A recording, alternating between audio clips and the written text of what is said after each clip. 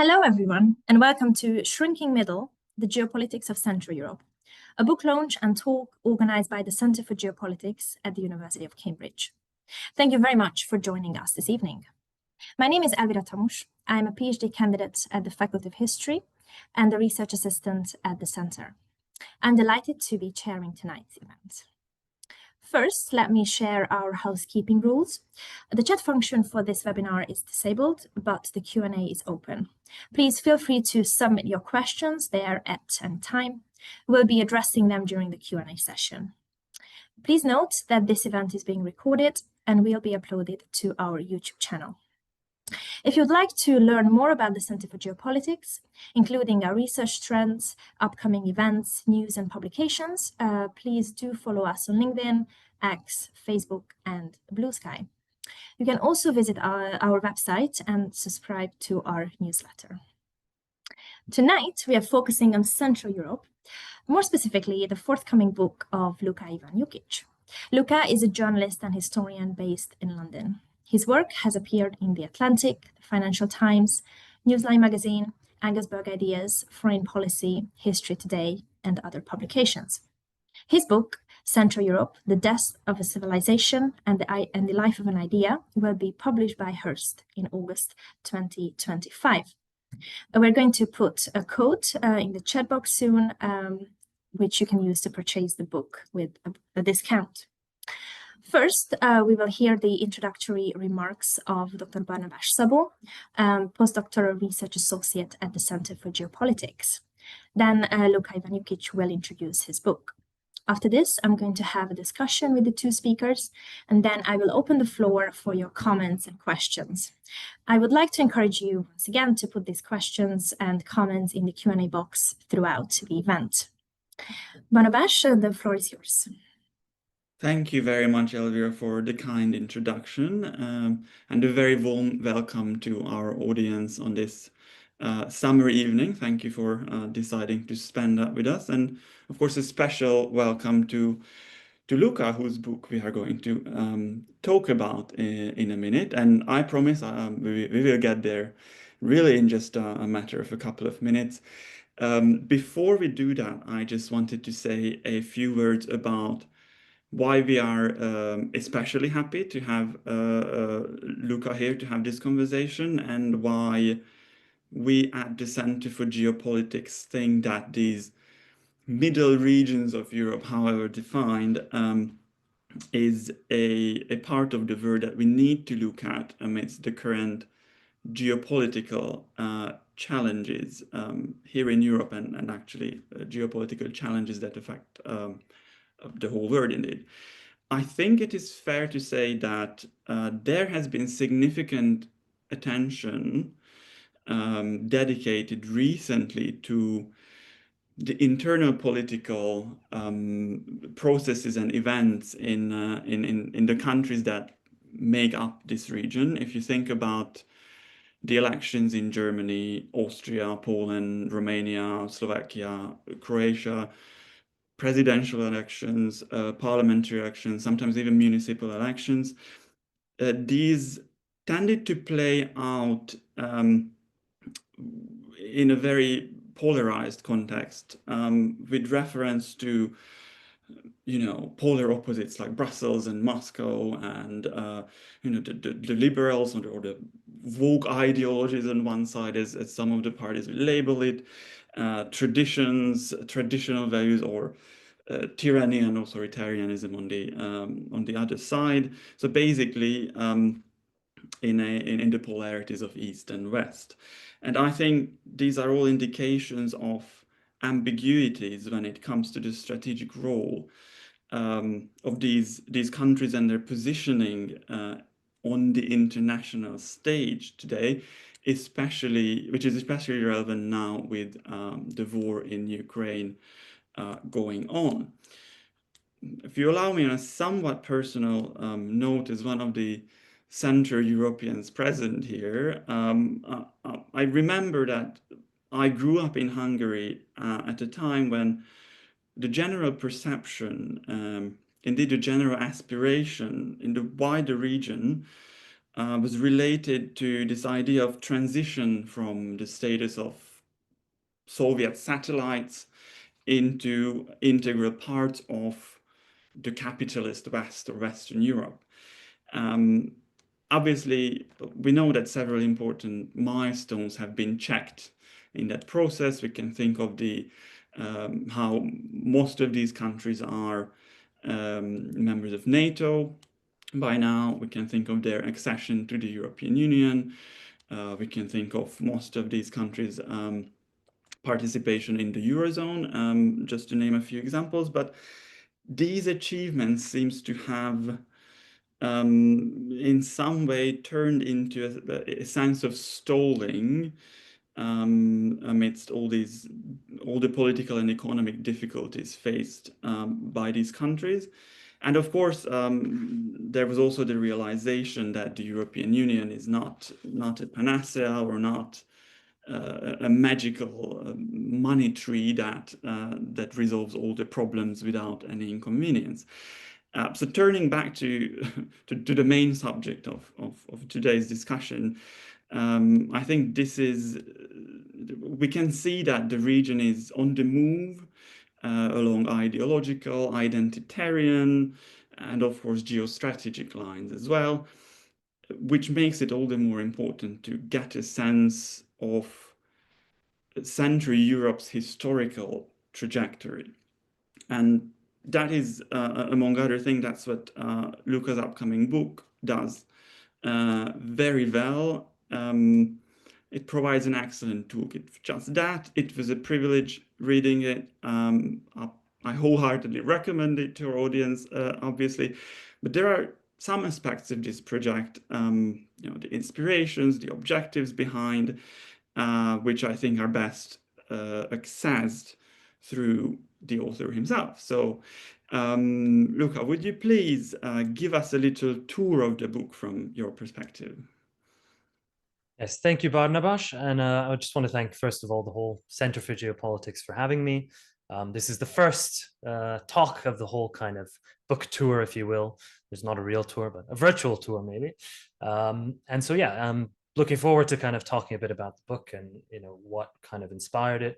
And I think probably the best place to start is just with the subtitle, which I think kind of encapsulates the central problem that the book is trying to address, which is this kind of discrepancy between maybe a historical Central Europe and the way that the word Central Europe is often used nowadays, but also in the last, say, 30 to 40 years, when it became, in the words of the historian Larry Wolff, the ideological antidote to the Iron Curtain. And the sense of Central Europe as this kind of, well, maybe some people in the audience won't be as familiar with these kind of long Central Europe debates, but effectively from the 1980s, galvanized by this one essay titled The Tragedy of Central Europe in its most famous iteration by the Czech writer Milan Kundera.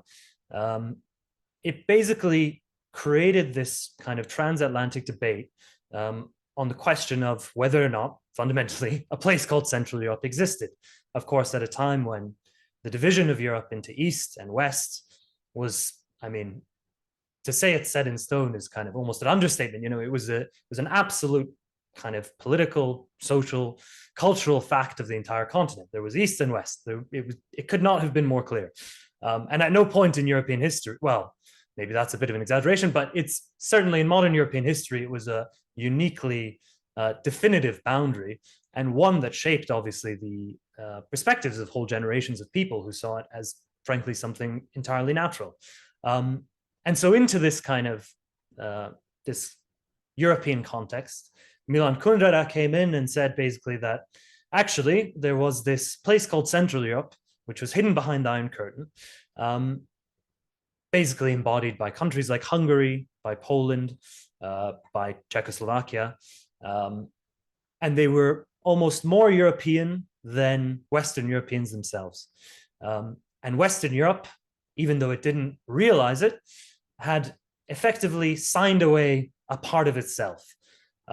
And so he was basically arguing that this was this kind of great 20th century tragedy where these countries trapped behind the Iron Curtain, well, specifically these Central European ones, because he drew a very distinct line between them and Russia, but that, their kidnapping, quote unquote, was, this great historical tragedy and so on. And in any case, this kind of central claim was then carried forward over the years. It definitely received a lot of criticism. He was accused of essentializing certain differences, especially when it came to sort of Orthodox Europe.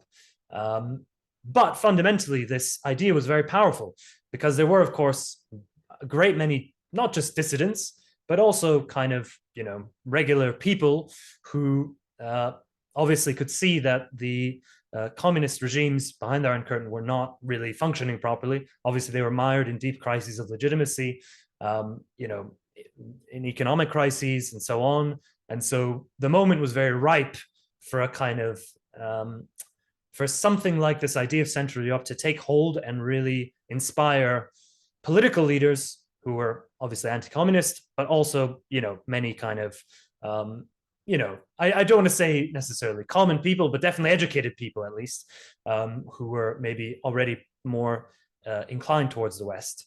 And then, of course, in 1989, what happened was, the Iron Curtain came down, the Berlin Wall came down, and all these countries suddenly were released into the kind of embrace of the West. And, at the time, epitomized by Fukuyama's famously kind of, I'm going to say misinterpreted, but simplistically interpreted book, The End of History, it seemed like this kind of westward march of Central Europe was this great proof that, liberal democracy had triumphed. Central Europe existed. It was, ready to be embraced by the West.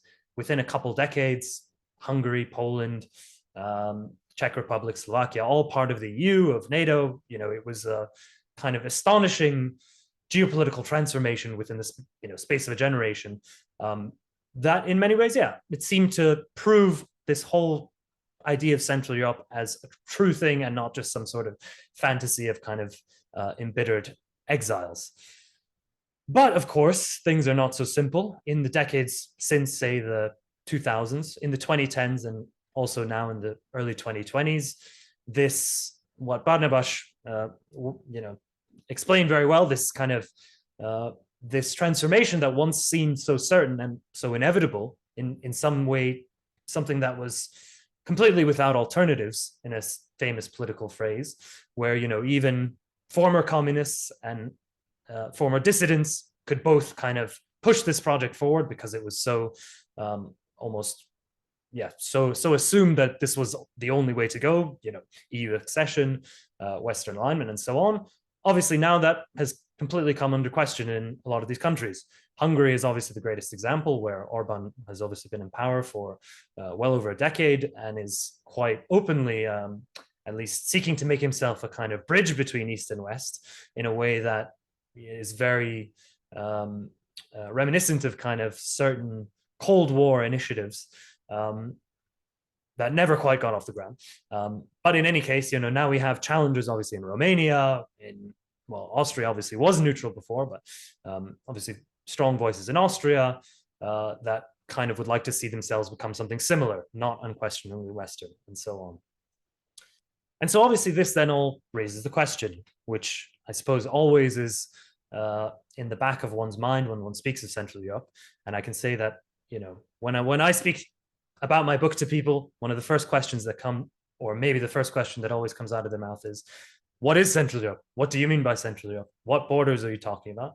And, it's a great question because it is one of these concepts like the West, or even say Western Europe, that is quite ambiguous and has obviously always left a lot of room for interpretation, for debate, and particularly in the way that this idea of Central Europe has kind of filtered through the public sphere since the 80s, it seems almost uniquely ephemeral, where, as whole countries are claiming we are Central European, while other people are completely convinced, no, they're not, they're just part of Eastern Europe or whatever.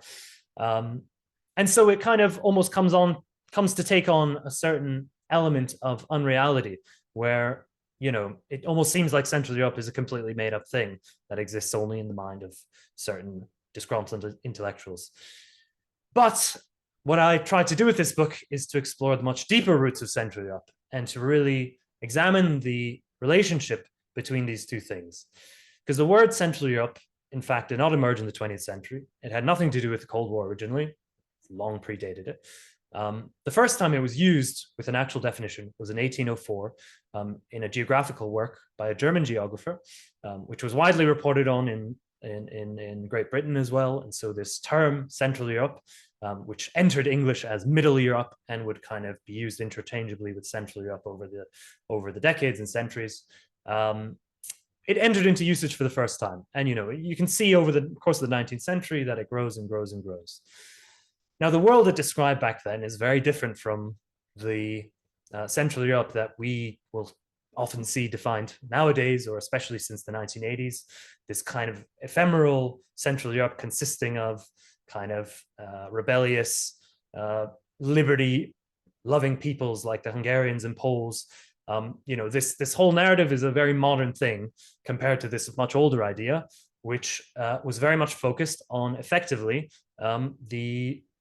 this kind of geographically, or sorry, I should say religiously and linguistically and socially very diverse kind of patchwork of states at the heart of Europe, which can kind of all trace, even in the 19th century, even when we get to the later 19th century, trace their political development to this strange Habsburg inheritance in the 18th century.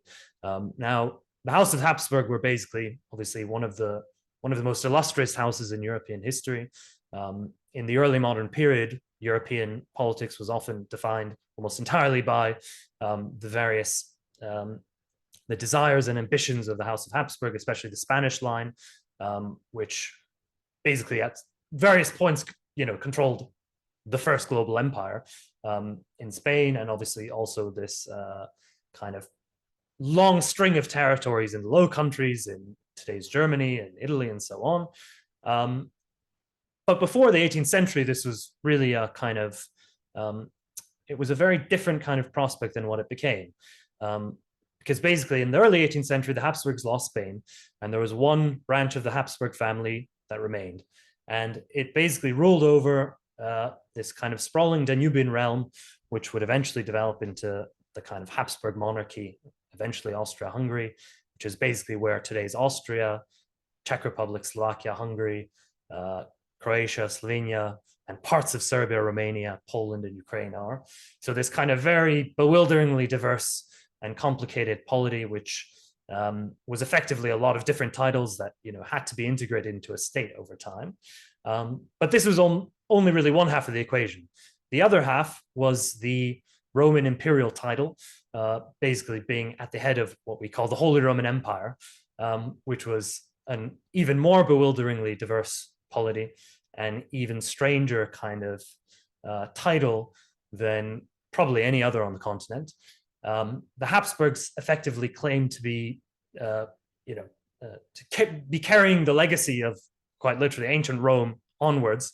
They had this kind of universalist conception of, so the Roman imperial title was a kind of universal title. So until the 19th century, it's effectively the only imperial title recognized in Western Christendom. And it was effectively this kind of, it implied a certain status above any other secular ruler on the continent. And while this didn't really mean much in the grand scheme of things by the 18th century, when of course you have large centralized states like France, like Britain, that are obviously incredibly powerful in their own right, it's almost a kind of legacy claim to primacy. But for the Habsburgs, within this kind of strange political arena in the heart of Europe, it did really matter, because this was the political order that existed in what is today's Germany. And it wasn't just this political link that kind of brought all this kind of agglomeration of territories together, but very consequentially in the 18th century, the German language was kind of standardized, cultivated, refined, to the point that it became a very, one of the most respected kind of European languages of high culture, which is to say that before then, French, Italian, Latin, obviously, were the dominant literary languages even within Germany, excepting liturgical matters in Protestant parts of the country. But basically, this kind of the vernacularization of Germany was hugely consequential, not just in the territories of the Holy Roman Empire, but also beyond in the entire Habsburg realm for various reasons. Effectively, the German language came to be the kind of dominant language in urban centers in Hungary, in Croatia, in Bohemia, which was also associated with the empire. But in any case, it became this kind of totally regional language of high culture that effectively every educated person would be expected to learn. And so these two things together already kind of provided two very strong kind of integrative links. But then there was a third kind of element that I discuss and trace in the book, which is the full kind of geopolitical reorientation of Europe. Now, before the 19th century, Europeans didn't think of the continent as divided into East and West. They thought about it more in terms of North and South, which again is inherited from antiquity. And so, it's a very different way of thinking about the geography of the continent than we have today. So, for example, Russia, Poland, Sweden would be included together as just simply Northern Europe. And, these were the three kind of great Northern powers up until the 18th century.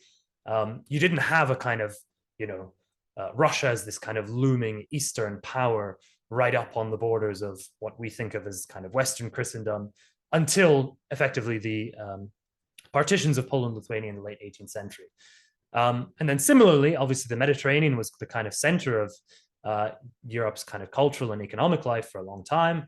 And then, the Mediterranean is eclipsed by Northwest Europe. And so basically you have this total reorientation where in the wake of the Napoleonic Wars, finally you basically have, very, very set borders and limits on this kind of strange Habsburg world, which becomes the German Confederation and the Habsburg monarchy, which is basically an enormous Russia in the east and a powerful France in the west, obviously the Low Countries as well, but those are not discussed as much in kind of whenever people, I suppose, create kind of grand ideological narratives around geopolitical alignments and so on. But in any case, so people in this central part of Europe were very aware in the 19th century that they existed in this kind of central space, which they came to call Central Europe, that was separate from these two different kind of geopolitical areas that were also understood to be very culturally different. And so, throughout the entire 19th century, well up until the First World War, the development of all these places, if we're to speak in terms of nations, Germans, Czechs, Slovaks, well, Austrians were thought of more, as German back then, but, Austria, Croatians, Serbs, Hungarians, all these people were basically completely defined by being in this kind of, this very unique social, cultural, and political world that was very different to what existed to the West and what existed to the East, where, these kind of pre-modern legacies, these kind of patchwork kingdoms and duchies and free cities and all these, effectively these state elements that were not, that were very antithetical to the notion of a kind of centralized unitary state as existed in, for example, France. Basically, it was just almost the polar opposite of that, right? And so people had a much more decentralized and kind of, not sure if I would quite say more, well, yeah, more dynamic is probably the wrong way to put it. But certainly very different, let's say. Obviously, it's very, very interesting as a historian when you're looking at it. Everything seems very dynamic to you. But in any case, it was, it was a very different kind of world, and it always, there was always ways to criticize it by comparing to Western models of governance and so on. But for the people who lived in it, it was obviously, what kind of constrained their ideas of politics and society and much else. In any case, throughout all the kind of transformations of the 19th century, this world kind of it changed, obviously, because of the Austro-Prussian War and then the Franco-Prussian War. Obviously, a German empire was formed, which kind of brought most of the German states, excepting Austria, into a new empire. And this empire then allied Austria-Hungary, which was created out of a compromise between Austrian and Hungarian halves of the monarchy. Then the two basically allied later on, and then they went into the First World War. Obviously, we don't have time to go into all the causes of the First World War or anything like that now, but safe to say that they end up going into this war together and both collapsing. And this then effectively creates a kind of totally new series of states in the heart of Europe. There are new nation states of Czechoslovakia, or claimed nation states of Czechoslovakia, Poland, Yugoslavia, Hungary, Austria, Germany. And this kind of newly fractured world in the interwar years is obviously very unstable. I mean, as is very well known, it ends in this great catastrophe of the Second World War, in which obviously these kind of anti-Semitic pan-German ultra-nationalists, the Nazis, take power in Germany and kind of take Europe down this ultimately incredibly destructive path. And so where does Central Europe fit in all this?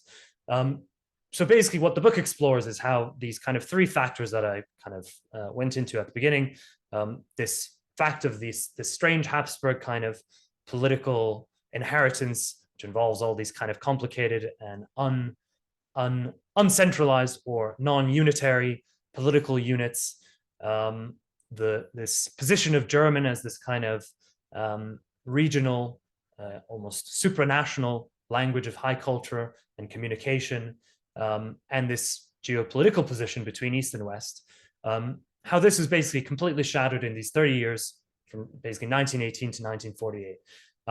And not just completely shattered, but kind of intentionally picked apart by a lot of political movements that saw in this kind of Central European inheritance something that was inherently, something that they saw as inherently harmful for their, whatever their political kind of goals and ambitions might have been.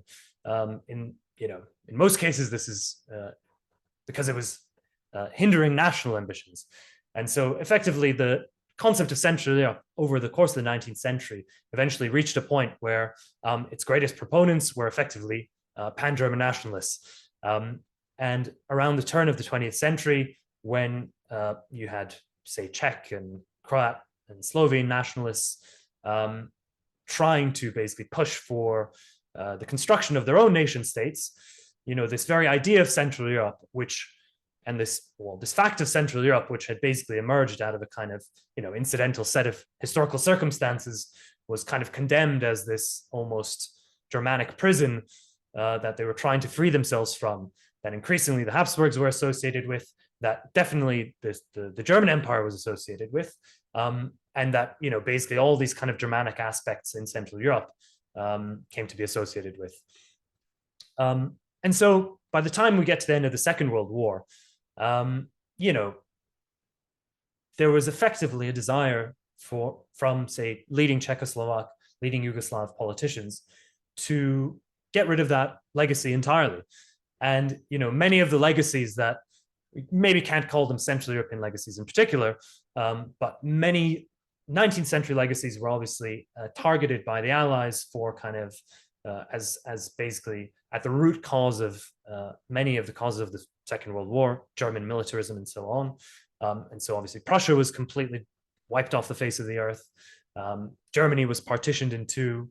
Austria was confirmed to be a kind of independent sovereign state, which was in the kind of founding act of the post-war Austrian Republic, cast as the first victim of the Nazis, instead of obviously the place where the Nazis were incredibly popular and a lot of the ideas that formed the kind of Nazi worldview were first incubated.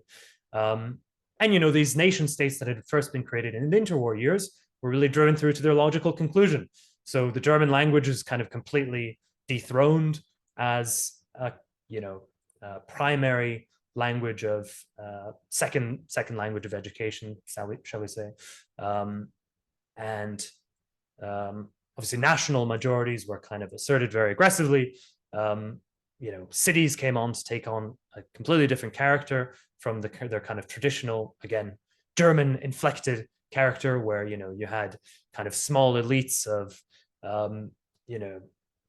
Germans also, but also kind of Germanized or German speaking elites who were seen as kind of aloof from the nation and non-national and too bourgeoisie and so on. And they're kind of sidelined, if not expelled in many cases. And countries come to take on a kind of completely different character. And this is obviously a transformation kind of driven through by communist parties in this kind of post-war, totally Stalinized atmosphere that existed in Eastern Europe. But it had very lasting consequences.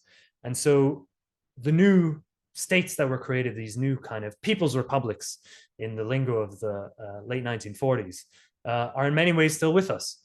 These very homogenized nation states with their, most of the borders, until obviously a lot of them were challenged in the 90s when Yugoslavia collapsed.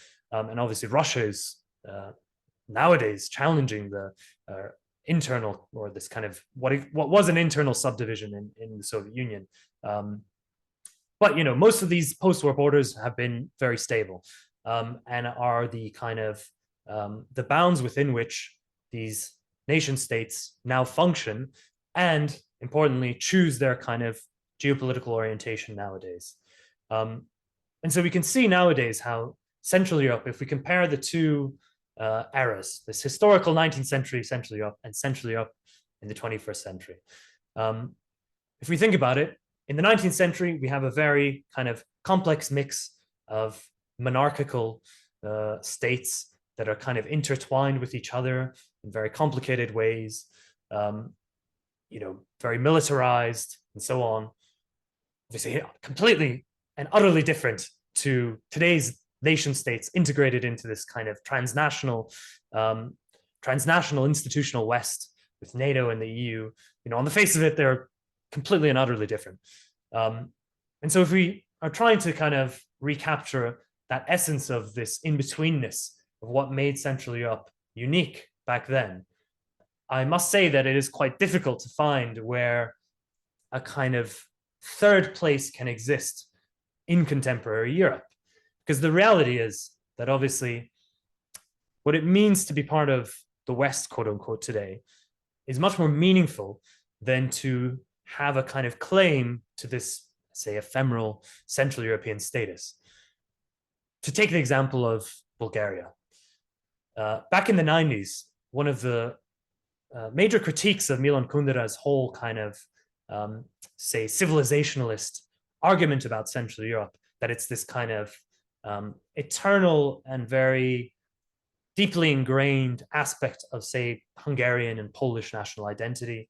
He was criticized quite heavily because he basically drew this very strong line between these states that were always part of Western Christendom and those that are part of Central Europe, as if to draw a direct line that, Catholic, Central European should be part of Western Europe effectively. And, it was conceivable back then that this could be, for example, a barrier to Bulgaria or Romania, Serbia in the future, even Ukraine being considered part of Western Europe, because, of course, they don't have this cultural heritage. But, when it came down to it in the early 2000s, or I'd say mid to late 2000s, Bulgaria and Croatia both entered, Bulgaria and Romania both entered the EU without much fanfare. Or I shouldn't say without much fanfare, but without much kind of hand-wringing about some sort of, inherent Orthodox legacy that might hold them back. So, this kind of Central European alignment didn't in the end necessarily have the same kind of importance that we might think. Now, in any case, the point being that these kind of institutional structures are, I would say, much more important to contemporary geopolitics, obviously, than any kind of underlying, some sort of underlying or emergent Central Europe that kind of is always hidden from view, but somehow always there, ready to be drawn at in any kind of moment where a polemic needs to be written. But obviously, we can see this with, for example, right-wing populist movements across Europe, where even in the 2010s, there were lots of questions about whether or not, with the success of Orban in Hungary and peace in Poland, if maybe it was some sort of, uniquely Central European affliction. But as the decade went on, obviously with greater and greater successes in Western Europe, that view has kind of fallen from view. And of course, even those Central European populists have sought to make more and more alliances across Europe. So this strange kind of anti-Europe idea has morphed into this kind of, pan-European right-wing populism. And so you can see how, in this new 21st century united Europe, that fact of European unity is actually creating many more connections and opportunities that weren't there in the past, that I think are reshaping how a lot of people think about their country's place in Europe and in the world. And so maybe I'll leave it at that. I think I've probably talked for more than 50 minutes at this point, on a slightly meandering path to get back to the present. But yes, I'll maybe hand it back to you, Barnabas, and see if you have any questions you'd like to ask. Thank you very much. I think the only path we can take with Central Europe is meandering. I mean, there's no Well, exactly. There's no other way to get to where we are. And I think actually, thank you for walking us through the book. I mean, all this. It's difficult to do briefly. I mean, as you've read, I mean, there's a trying to distill 400 pages. That is right, and I now know that you did all that with very excruciating detail. So, thank you for the distillation. I think one of the example of Bulgaria, for example, today is it's also very good, at least symbolically, a very good expression of all these tensions and all these 50 shades of Central Europe and which country is going which direction. If you think about how it was very recently fixed that Bulgaria would enter the Eurozone beginning of next year, and this was the kind of objective that 10, maybe not 10, but 20 years ago, Hungary or Poland or even Czechia would be like, they're going to be there in a couple of years.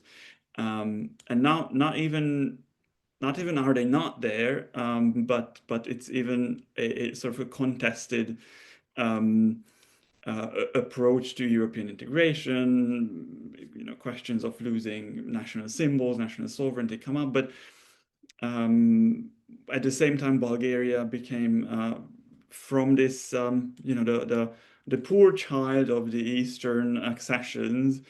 I think there are quite a few areas where it surpasses countries such as Hungary, for example, which used to be the promised child of the first big eastwards expansion of the European Union. And I think this idea that you mentioned about, for example, Orban playing on acting as a bridge between East and West, and in his case, I think we can also add theoretically North and South, because Hungary had both an opening to the East and an opening to the South strategy, which I don't think brought quite as many advantages that they would have anticipated. But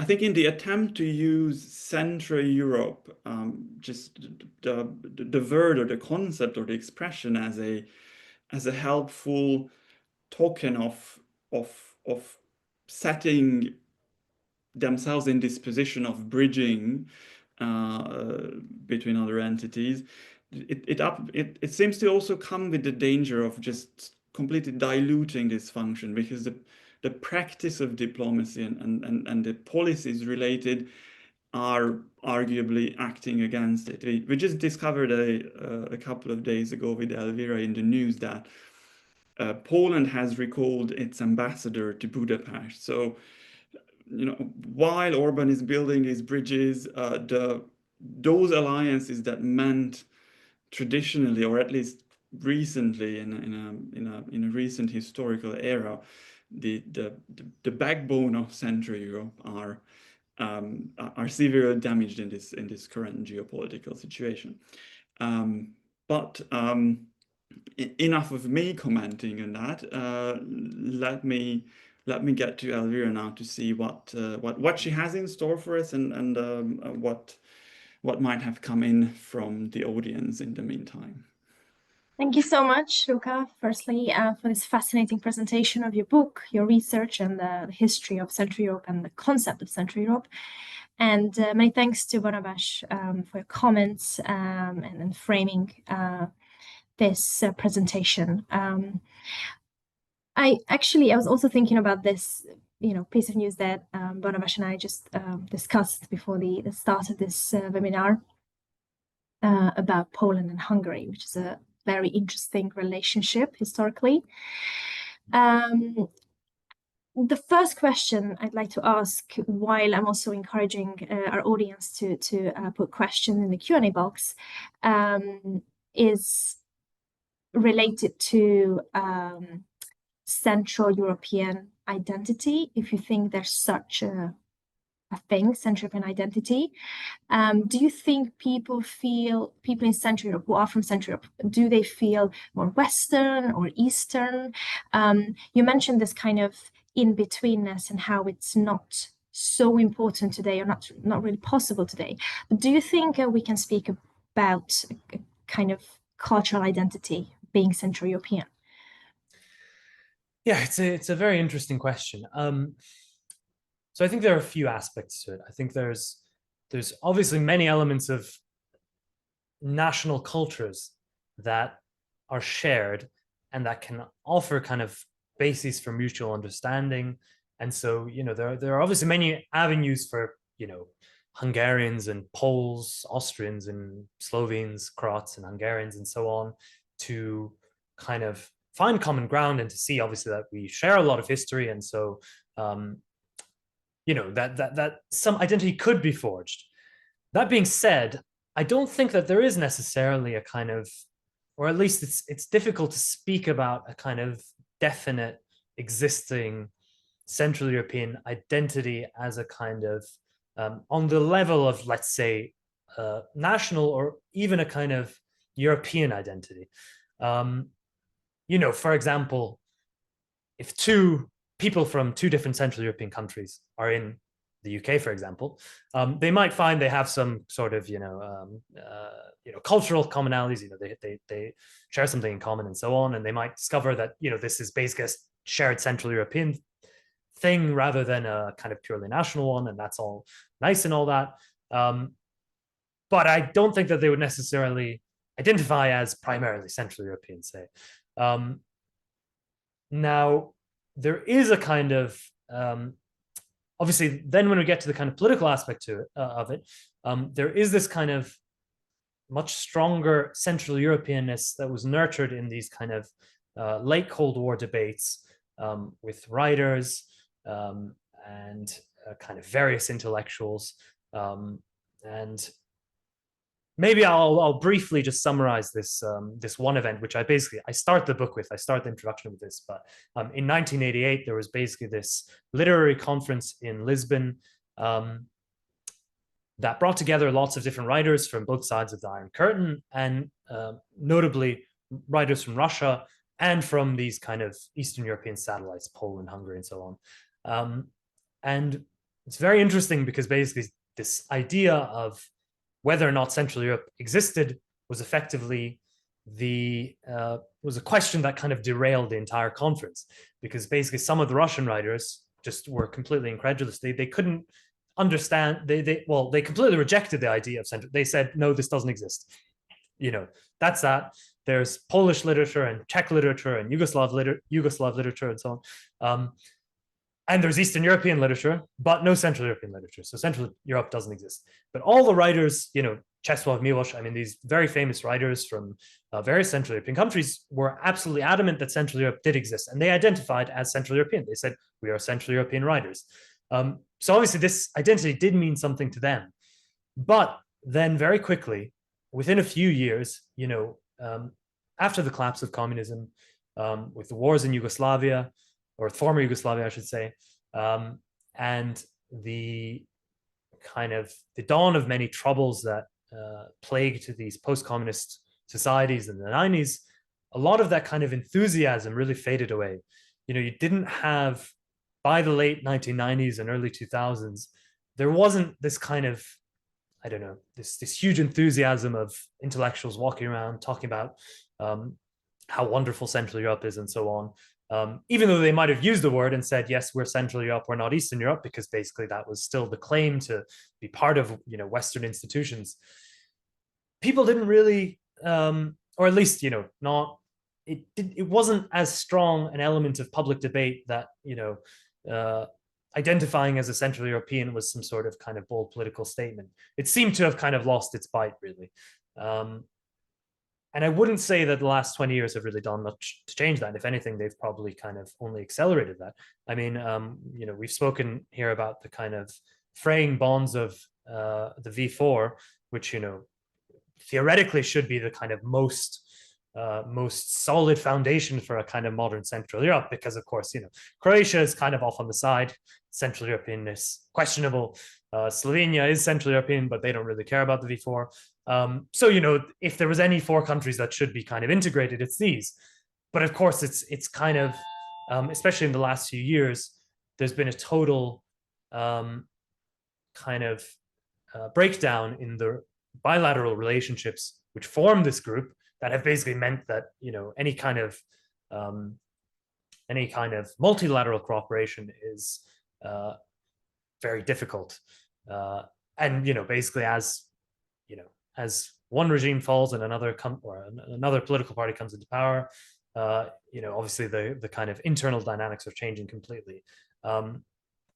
But with such kind of bitter and polarized debates within these various societies, I think the notion that, they can forge this kind of common front as some sort of united Central Europe is just not really there anymore.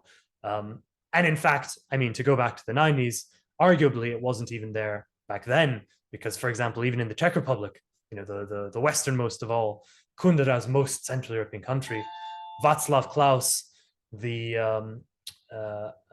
great rival of Václav Havel, who was himself a kind of rival of Kundera, but in any case, he liked to claim that, the Czech Republic was simply Western. There was no need for Central Europe. So as soon as communism was gone, he said, away with Central Europe, now we're just Western. And so, yeah, anyway, so that was my, sorry, long response to that question. Thank you very much, Luca. And I can just briefly reflect on what you said. I am Hungarian, living in the UK. If I meet another Central European, someone from a V4 country, I'm going to use English to communicate with a Pole, a Czech, a Slovak. So it's very interesting how we have these linguistic barriers and etc. German, you should. Yeah. I think I have a million other questions, but I feel like it's time to open the floor for our audience questions. We have some questions in the Q&A box. I'm just going to read a few and also send a few to you, Luca. So Nazweb is asking, how much did figures from Western Europe engage in debates about Central Europe in the 1980s? For example, did the academics supporting underground seminars like Roger Scruton and Jacques Derrida get involved? It's an interesting question. I'm not sure about them specifically, but no, there was definitely a lot of Western engagement. And I think that's what so it makes it a very interesting topic. And there's actually a very good book on this called Transatlantic Central Europe that basically looks at the kind of these kind of literary links between Western writers and these kind of East Central European dissident forums and so on. And I think I would say liberally inclined Western intellectuals were very enthusiastic about the idea and very supportive. So, for example, at this Lisbon conference that I mentioned in 1988, Salman Rushdie was there. Susan Sontag was there. And, they intervened on behalf of the Central Europeans. There's, some very, very interesting lines from there where they basically accused the Russian writers of being imperialists and, taking kind of kind of Western post-colonial frameworks and trying to, kind of use it to interpret this kind of conflict between Central European and Russian writers. But I would say that, yes, they were within this. I mean, the 1980s was I think when, if we compare to the 1970s, when there was this kind of spirit of detente and, driven, for example, in West Germany by social democratic politicians, there was a kind of easing of relations between Eastern and Western Europe.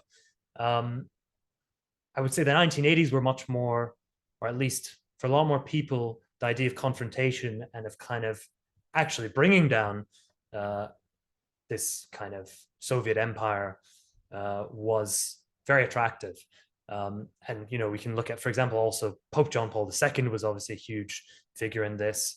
I think, the possibility, this idea of the possibility of a Central Europe was much more kind of real back then, or sorry, real then than it would have been in previous decades, which I think gave, I think it made Western intellectuals feel like there was this kind of important, that I guess, at least somewhere, writers mattered. I'll leave it there, I think.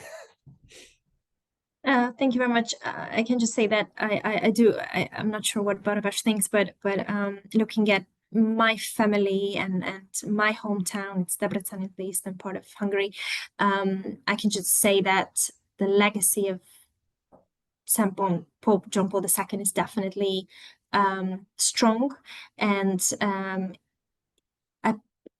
he is very respected by Hungarians. So I can definitely think of him as a obviously Polish figure, but also Central European figure who played a very important role in his era. So that just resonated with me. Okay, we have another question from Leo Servaneto on the Baltic states. It's a very interesting one. Luca, do you include the Baltic states? Do you look at them as Central European? Looking at Russia, who do you assume the next victim of Putin's imperialism will be when the Ukraine question is solved? So basically, two questions here. So on the question of the Baltics and Central Europe, I would say there's two aspects to it. Obviously, following on from this kind of dual aspect of Central Europe. When it comes to historical Central Europe in the 19th century, I don't include the Baltic states. For a very simple reason that these kind of three aspects that I would say define Central Europe simply didn't apply there. Obviously, the Baltics were conquered by Russia. They were they were part of the Russian Empire. They did have this kind of, they did have an interesting link with Central Europe, I would say, through these the German Baltic barons and German elites, and it was definitely connected.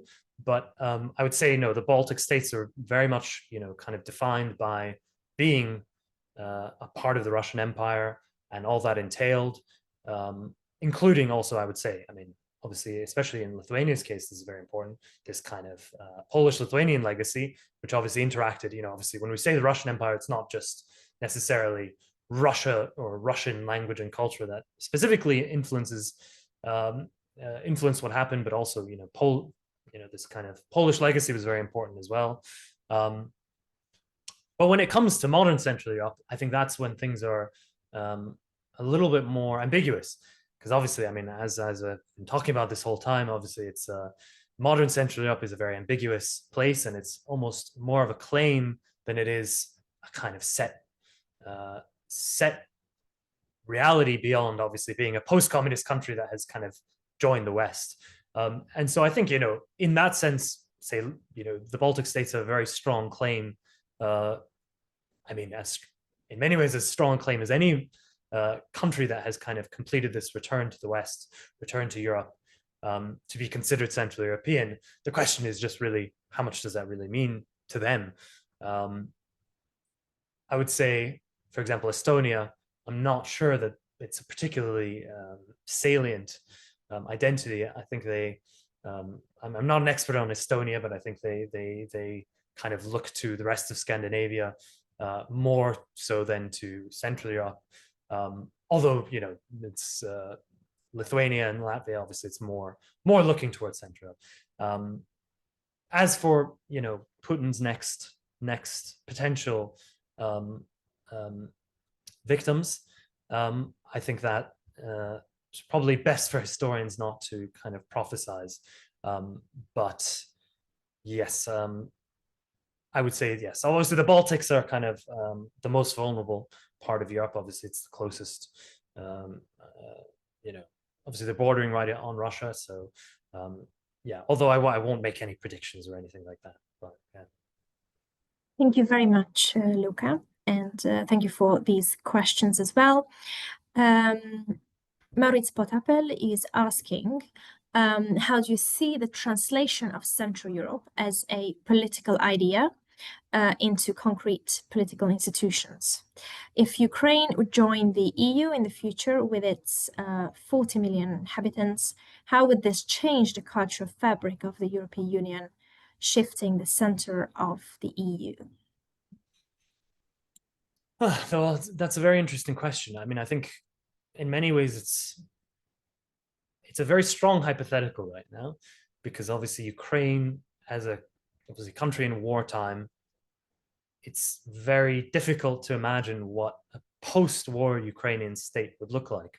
I mean, if we were to imagine that Ukraine would just, you know, right now, the conflict would be frozen and Ukraine would survive as it is now, kind of sovereign state, you know, and could enter the EU at some point.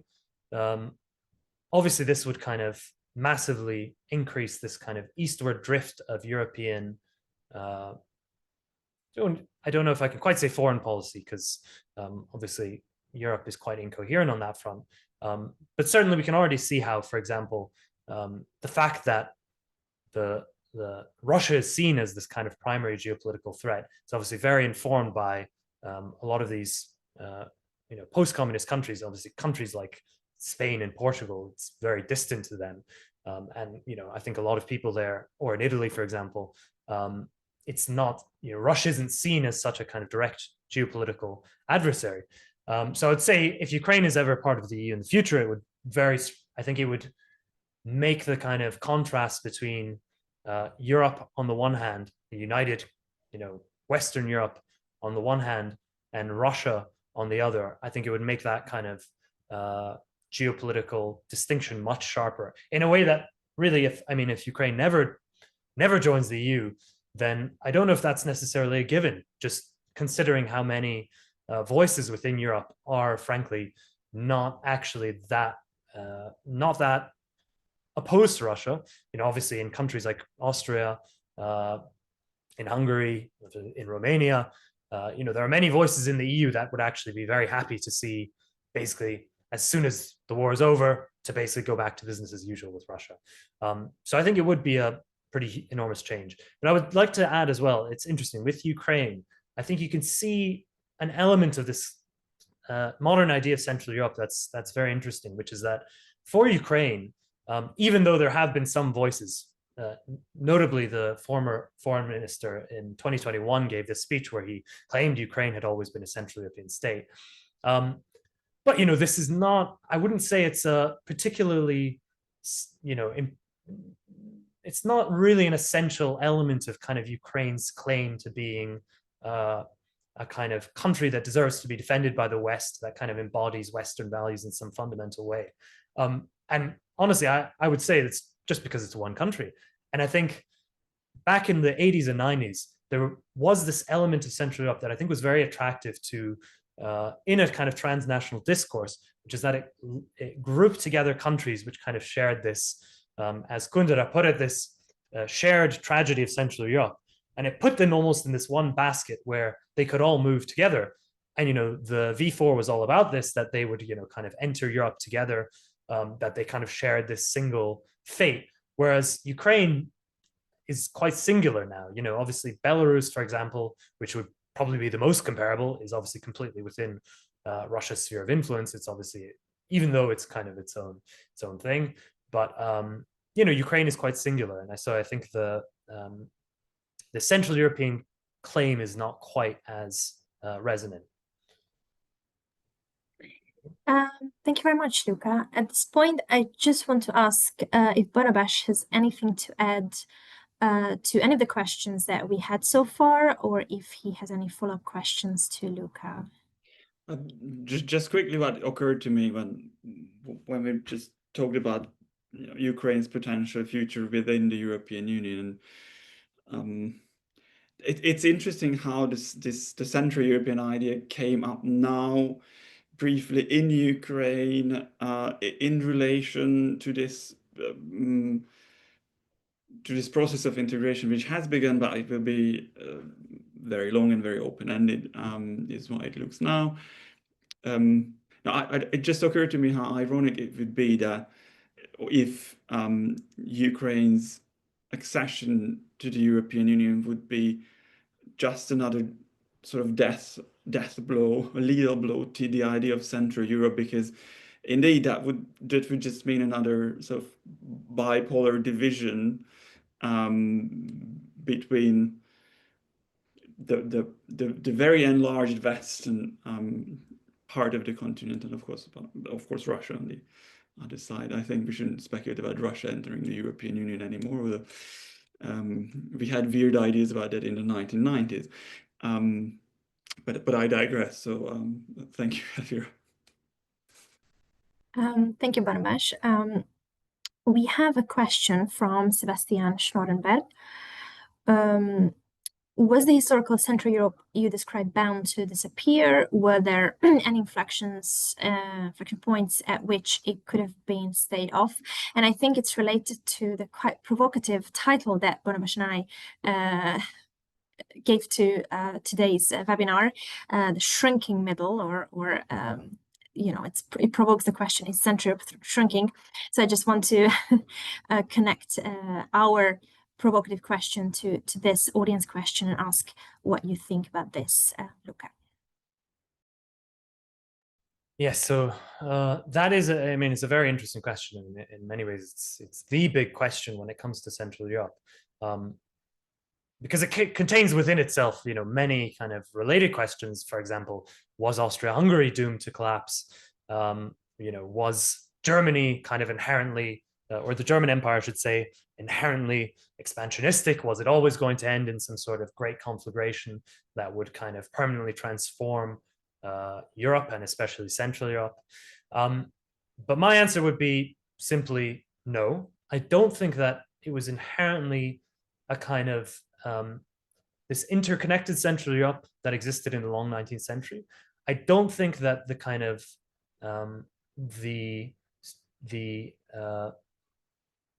how would I put it? Obviously, you can't assume as a historian that nothing will happen, right? So it's kind of hard to say. I would say the trajectory was not heading towards necessarily where it did.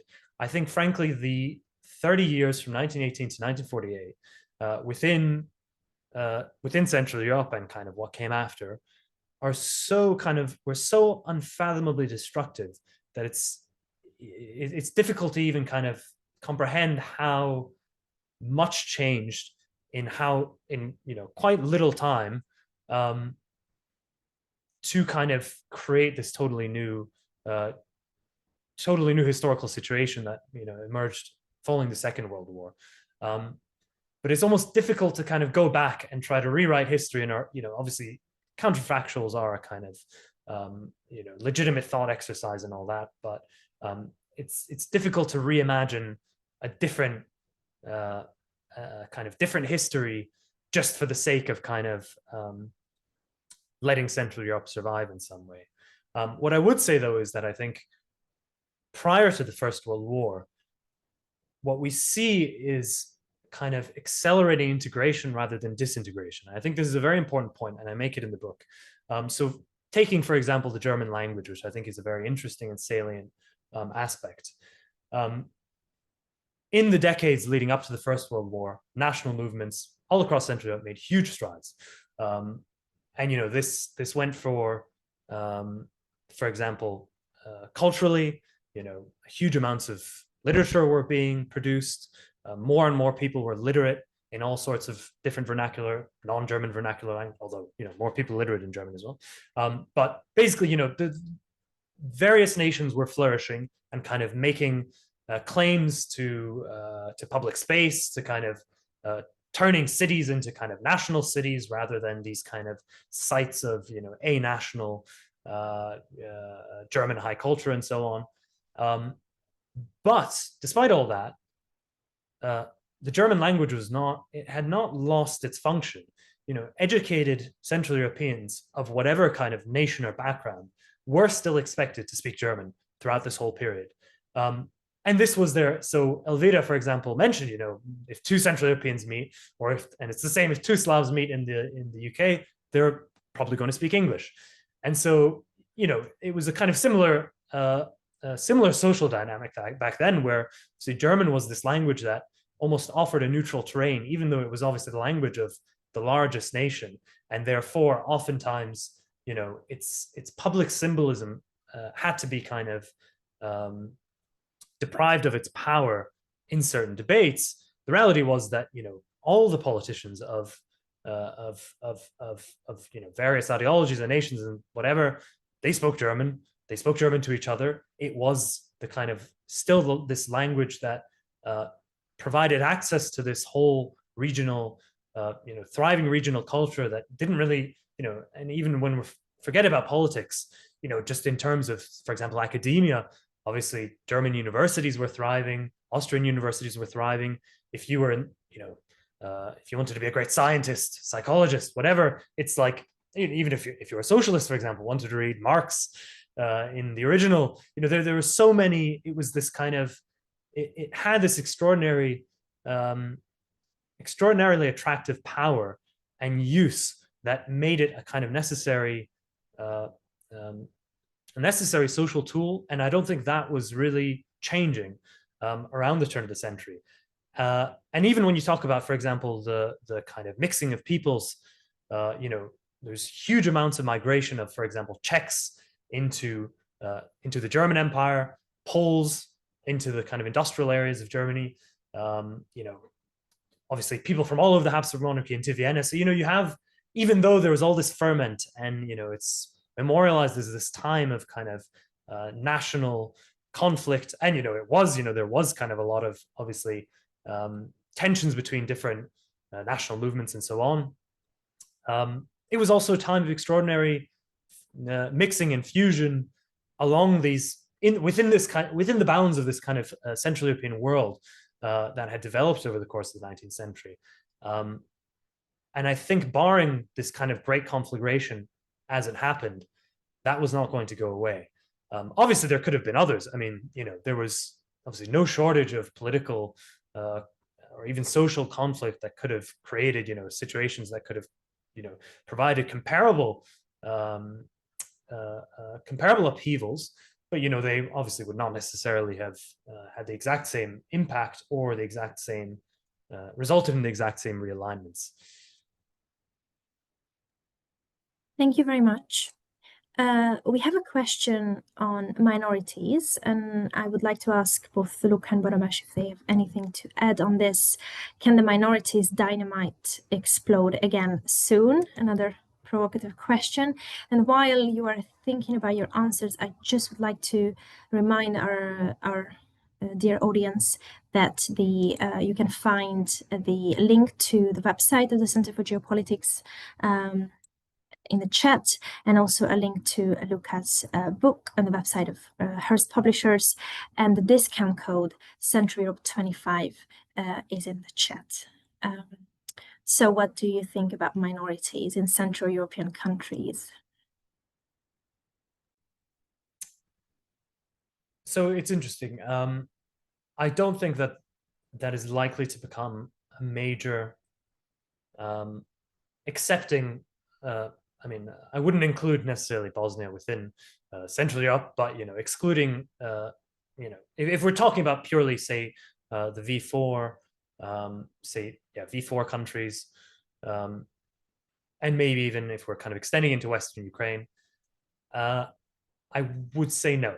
That would be my answer, for various reasons. But I think primarily the problem is that the national minorities that have been left after the Second World War in various Central European countries are both A, very small, and B, have basically lived through decades, generations of very strong assimilation, and also very strong kind of state pressure to conform to and kind of identify with the kind of dominant national majority, the kind of nation state that they're a part of, that I would say by and large has been quite successful compared to in the past, when obviously national movements were very active in kind of agitating for the redrawing of borders and all that. Especially when we consider within the European Union how the kind of protection that minorities have, and the the way that people are able to kind of live their full national life even within even as a national minority.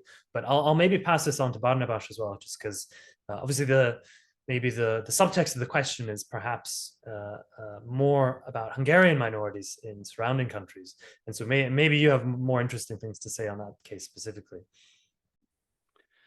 Well, this is a topic where one wouldn't want to be too interesting, because then that doesn't necessarily mean good things. But I think I would more or less align my approach with yours here, maybe with the asterisk or the caveat that I don't see any imminent danger, but recently I've become a bit more worried about what would lead us to that imminent danger. If I think about it, you mentioned the Hungarian minorities living in other countries around Hungary, especially, and now we have a very targeted and very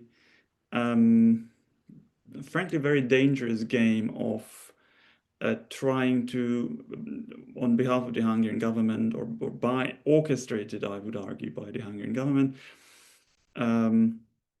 to try to incite those ethnic tensions between the otherwise quite small Hungarian community in Ukraine and the majority population. We've had very frankly weird cases of alleged Ukrainian nationalists attacking churches where Hungarians would also worship, and then the whole thing is very murky. Allegations of Ukrainian soldiers beating up Hungarian recruit and stuff like that. And what we can see for sure is that without looking into the details, certain official elements in Hungary are very happy to just latch on this and then try to use it for something, for a political purpose. So, I mean, obviously, this is a special situation where Ukraine is in a military crisis, and then the Hungarian government is attempting this road. I think they are often tempted to do that relative to Hungarians living in Slovakia, Hungarians living in Romania. It doesn't always work, which is encouraging. If we think about the recent presidential elections in Romania, the Prime Minister of Hungary at some point explicitly encouraged ethnic Hungarians who have a Romanian citizenship to vote for his favored far-right candidate, who is otherwise not particularly enthusiastic about Hungarians' right in Transylvania or whatever. And that didn't work at all. Hungarians en masse in Romania en masse turned out to vote for the other candidate. But we also have these weird dynamics of other types of minority situations. If you think about the same elections, but we consider Romanians living in the United Kingdom, for example, or the Romanian diaspora in general, I think they did the opposite thing, and they sort of turned up in large numbers in favor of the extreme right candidate, who is a Eurosceptic, a populist candidate, which is of course ironic because those Romanians work in the United Kingdom is not part of the European Union anymore, but we don't have to go to the UK. We can go to Germany or Spain or other large economies of the EU where these Romanians would bring their livelihood from. And then we see this seemingly illogical response to this political situation. So my short answer is that I don't think these are, we have actually a few encouraging examples which tell us that those sparks are not easily catching fire. But just in the back of my mind, I'm a bit I am slightly concerned about what exactly we would need to very quickly escalate such a situation. Thank you very much both for your responses. We have another question about basically Eastern Europeans kind of being disappointed with the European Union. And I would tie this to my own inquiry about the perception of Central Europeans in Western Europe, for example, in the UK, in the Netherlands, and I could go on. If Barnabas or Luca, you could say something about how Central Europeans are perceived and how that perception is shaping what Central Europeans think about the West, belonging to the West or their own region. Do you see anything? Like, do you see that if they're not welcomed in the way they would want to be, they kind of turn away from the West? Is it something, because this is another rhetoric that governments like Orban's is using, like you should come home because you're never accepted in the so-called West. So I'm just wondering if you can say something about this. Yeah, I think it's an interesting question. I think it definitely depends on who you're talking about. For example, I would say if you look at major Central European cities nowadays, Prague, Warsaw, Zagreb, Budapest, what you see is actually a lot of young, educated people who, in many ways, are the most Western people in their entire countries now, in terms of being very in tune with kind of Western political, cultural developments, probably far more likely to speak English, for example, to be on social media, following kind of English language trends and so on, agitating for kind of certain political causes that are very salient in Western Europe. And so I wouldn't say that it's necessarily that kind of Western identity is fading, but it's definitely changing. And I think maybe in some sense becoming more polarized, because that is, for example, very different to how, I don't know, a manual laborer who comes from Romania or Poland who comes to the UK and, yeah, as you say, maybe doesn't feel particularly feels very strongly that it's an enormous cultural gulf. I mean, maybe the UK is a bad example now because obviously it's outside of the European Union, but people obviously can feel very strong cultural differences to this day between post-communist Europe and Western Europe. And I think this does probably feed into a certain alienation on the part of many people when it comes to kind of general Western values and this idea of becoming Western.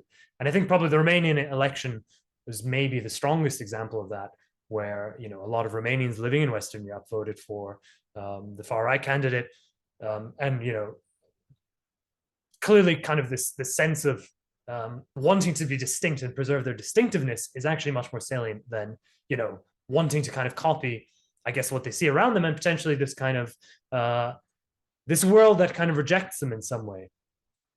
And I must say this has kind of interesting parallels if we look back into historical Central Europe, when you could see kind of similar dynamics playing out with those who were kind of succeeding in urban life, in kind of Germanized urban life, which was completely different from the just in just about every way from kind of rural life. and especially in terms of kind of the nations represented and that kind of thing. And so in, say, turn of the century Central Europe, this kind of identity was very polarized along kind of along the lines of those who were urban and those who were rural. With that, I'll pass it on to you, Barnabas, if you have anything. I think what came to mind for me as well, it was this, if you think about how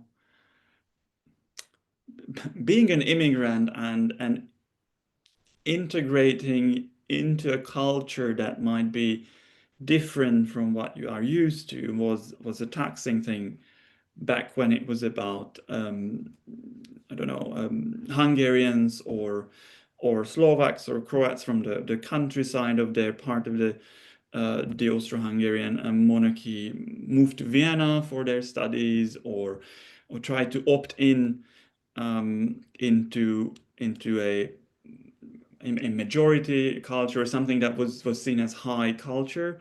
And I think in many ways the situation is similar. I mean, being even in the European Union, being an immigrant from one member state to another it can be a very taxing experience. As you said, alienation, a sense of losing your roots. This can be even across, I don't know, let's say Hungary and Germany. I mean, Hungary is culturally, at least in my appreciation, and I am from the western half of Hungary, so maybe that's that sort of distorts my view on this as somebody who had to learn German in kindergarten. But Germany is not, in many metrics, is not culturally so alien to countries like Hungary or Slovakia or Czechia. But still, there are, in the meantime, the sort of path of development that these Western countries have been on means that there are quite a lot of things to get used to, from very very mundane things like the proper way of recycling your garbage, or just a little details of becoming part of that local society. And I know that it can be very tiresome. It can be very exhausting. It can make you feel nostalgic for things that you might have actually escaped from at some point. And there's a lot of frustration coming from that, which I think plays into these political trends that can exploit it. Thank you very much, both. I have a question now about global interest in Central Europe. Do you see a considerable interest in Central Europe among journalists, academics, or governmental professionals on a global scale? Well, that's an interesting question. It's hard to say specifically because obviously there's in many ways there's an attention economy with everything nowadays, and so to get people to care about Central Europe means prying their eyes away. We'll say if you're talking about policymakers, journalists, so on, you're prying their eyes away from something else. And frankly, I don't think Central Europe is particularly. I wouldn't say attention is particularly on Central Europe right now. But what I hope to do with this book, more than anything, is kind of is raise interest in historical Central Europe, in Central European history. And this is primarily a work of history. Obviously, we've been talking a lot about the present day and kind of contemporary geopolitics today, but this is a work of history, and I think it is that kind of it's exploring that kind of complicated and meandering history that I think is very fascinating and that I think deserves to have more attention in Europe more broadly. I mean, obviously, every author who writes a book hopes that the whole world is interested in their book. But I do think it is true that it's, especially in the English-speaking world, there is actually a kind of dearth of attention given to Central Europe, and especially that which kind of made it a uniquely, makes it a uniquely interesting kind of historical phenomenon that extends beyond kind of simple, I don't know, simple literary motifs like Habsburg nostalgia and this kind of Kunderian, countries struggling for centuries for freedom and so on and so forth. There is kind of very deep and fascinating history there that a lot of historians over the last several decades have been writing incredibly interesting and kind of groundbreaking, or they've been writing about these kind of very interesting groundbreaking aspects of it. But unfortunately, just with the way that academia is, I suppose a lot of it is kind of very specialist and doesn't necessarily make it to the kind of general public. And so hopefully this book is kind of bridging a gap in that sense of bringing a lot of these problems and questions to the forefront of kind of public debate, of people's minds. And yes, whether the interest is there already, I think is an open question, but hopefully it's increasing. That's what I would say. Thank you, Luca. We are getting closer to the end of our webinar, but I would like to ask two more questions. One is mine. I'm just really interested in any particularly surprising findings in your research, or maybe if you could highlight one thing that you were not expecting to find in the course of your research, if there's anything you can share about that. And there's one last question we have in the Q&A box from Nathan Watson. How do great Central European statesmen now feature in the minds and histories of Central European states? Statesmen like Bismarck, Metternich, Cavour, and Frederick the Great. Barnabas and Luca, if you have anything to share this question. Yes, I'll maybe tackle the question of the statesman first, because I think that is a very interesting one. Because I think, it's obviously a big one. I mean, if we're moving beyond just the names mentioned there, obviously within Central European states, there are these very looming historical figures, 20th century figures.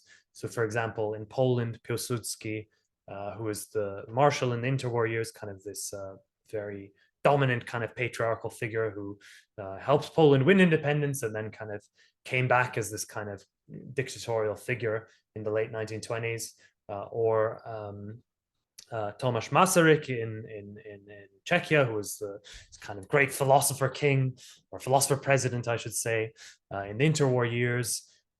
So you have these kind of figures that when communism was kind of coming to an end, these figures that during communism were kind of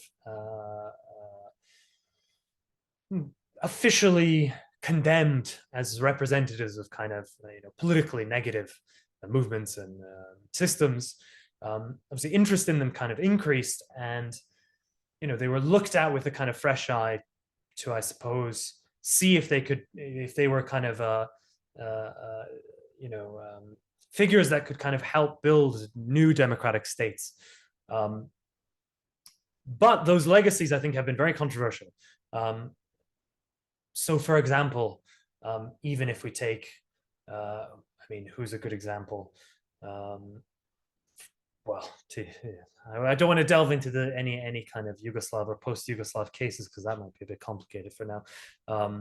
But perhaps, yes, well, we can even take Masaryk. So Masaryk, for example, the first Czechoslovak Republic, its legacy was really latched onto in Czech Republic after collapse of communism. And certain historians have been very critical in recent years of this kind of what they call a kind of certain myth of Czechoslovakia, this idea that it was a kind of uniquely democratic state, and that its legacy can kind of purely be built upon.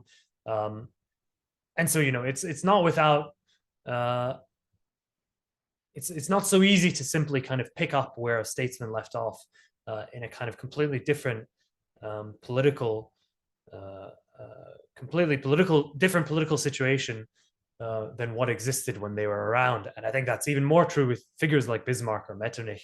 I mean, their world was so foreign to what we have now, particularly in Central Europe, that it's almost, the question almost raises an absurdity. I mean, that Germany today, or even Austria, could have that any statesman could even rise to the level of a Bismarck or a Metternich is I mean, it's frankly almost impossible to imagine, just because these states that, you know, German or Austrian politicians are commanding, they simply don't have the kind of power that these figures had as the head, or the, not quite the heads, the, you know, the de facto political, well, how would you put it? Well, very, very influential political leaders within, you know, great powers in a time when, you know, obviously monarchical states ruled in all of Europe, or most of Europe.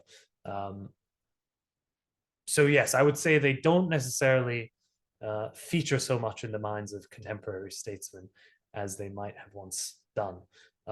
I'll pass that on to you, Barnabas, while I think about the other question of an interesting thing that I've come across. I quite agree that similar to the example of Pilsudski, in the Hungarian case, for example, it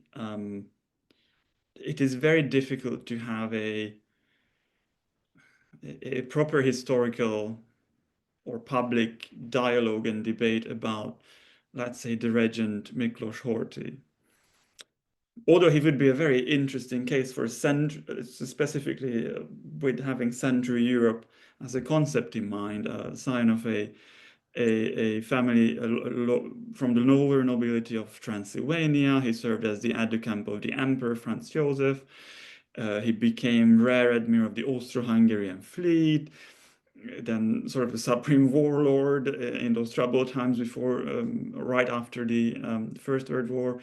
And then he was officially elected regent of the Kingdom of Hungary, which of course did not retain any king for the interwar period, although there were a couple of attempts by the Habsburgs to reclaim at least that one realm. And his I think some of these figures are still, well, not Bismarck obviously, but the 20th century figures are still too close to living memory. So it's very difficult to inside these countries or outside these countries to come to a proper and balanced evaluation. I mean, I think generally it would have to come from inside at least the region, or at least it's very difficult to imagine how, you know, a French scholar would pick up the theme of the regent Horthy and then, you know, went into the Hungarian archives and then did a, you know, something with the level of depth that would kind of help us move forward in these discussions. But when then again you have the option of doing it from within, which would put you at risk of a lot of controversies between very current political issues.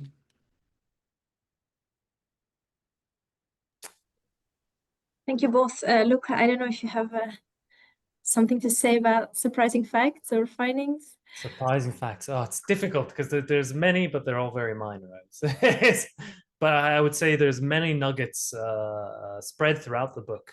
So I'd recommend everyone go and find them in the book, obviously. But maybe one very interesting one, actually. Do I have the, maybe the, oh wait, let me see if I just have it up somewhere. I don't quite. Well, in any case, I'll try to remember. So basically, one of the interesting things, so the first chapter of the book follows the route of Leopold II, who became inherited all the Habsburg titles in 1790, and begins with an account of his imperial coronation, this kind of Holy Roman imperial coronation, which I found absolutely fascinating. So I read through kind of all the kind of contemporary accounts and all that. And one of the things in particular I found absolutely fascinating is that the oath the electors swore as they chose the next Holy Roman Emperor was, I don't remember the full thing, but they basically commit to choosing, they say, I will choose kind of free-willed and of my own volition, a secular head for the Christian people, which I think is quite a fascinating little kind of insight into this strange kind of universalist Roman legacy mediated through the Middle Ages and through the centuries, all the way up until the Age of Enlightenment and quite literally after the French Revolution, when this kind of peculiar claim is still being kind of carried forward. Thank you, Luca. We have just one last quick question from one of our audience members, Andrea Galdi.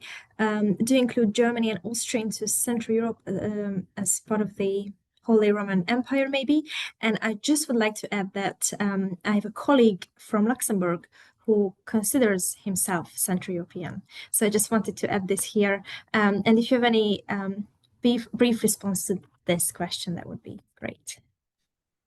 Yes, briefly, I mean, yes, when it comes to history, absolutely. I mean, I would say, I mean, one of the main arguments of this book is that you can't write about historical Central Europe without speaking of, you know, Germany and what is today's Austria, which is, you know, a series of different kind of duchies and crown lands.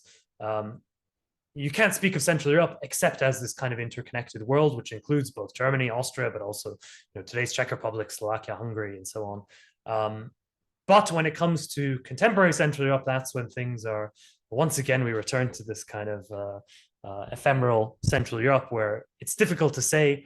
Obviously, for Austrians and Germans, it can mean very different things. And I don't think Germans have been particularly bothered about it. Although throughout the Cold War, well up until the end, there was let's say that on the German left, there was a very strong kind of attempt to reclaim the idea of Central Europe as this kind of third way. But of course, it was never a lasting geopolitical reality. It was more of a kind of claim. And for Austria, Central Europe did also have this kind of very strong, well, it still has, I think, a very strong place in the kind of national imagination. But it's, of course, because it harkens back to a time when they were at the center of things. And of course, in Vienna, that's kind of inescapable. So I think Central Europe does play a certain role in Austrian identity, but I think in a much more relaxed way, I would say, where it kind of is almost everywhere and nowhere all at once. Thank you. Luca and Barnabas, do you have any last minute reflections or points you'd like to make? Mostly just to thank you both for this excellent conversation. In a weak attempt to resuscitate German cultural impact on today's Central Europe, what occurred to me was this book by the German philosopher, our contemporary Markus Gabriel, who wrote a book about warum es die Welt nicht gibt, so why does not the world exist? And I think one of the conclusions that we can take here is the concept of Central Europe is a little bit like that, a little bit like those realities conjured by the process of thinking. It's always there. Sometimes it's not really. You wouldn't find it in its fully actualized form, and I think presently we are living in a period of time where it's not there as much as it could be or it used to be at some point, but it's still there, and maybe it will come back as an important organizing principle of this region in some shape or form. Yeah, I would just add, thanks again to the Cambridge Centre for Geopolitics for having me, and thank you everyone for attending. And I hope it's been interesting and illuminating for everyone. I hope it's been fairly coherent, because obviously we're covering a lot of time and space, and it can often be it's obviously a region that can often be very confusing, and obviously there's too much history to go into in an hour and a half. But I hope that people have learned quite a bit and hopefully taken away some extra interest in Central Europe. Thank you very much, Luca and Barnabas. I couldn't agree more. We really made the most of our time in this webinar. Thank you very much to everyone who attended and who asked questions. Thank you very much, Luca, for this fascinating presentation and introduction of your book. I hope many people will buy this book from Hertz Publishers using the discount code Central Europe 25. Thank you again, and many thanks to Barnabas for providing framing remarks, introductory remarks, and answers to the audience questions as well. Please follow the Center for Geopolitics, our website and our social media platforms, and do attend our future events. Thank you very much, everyone, and have a good evening. Thank you. Thank you.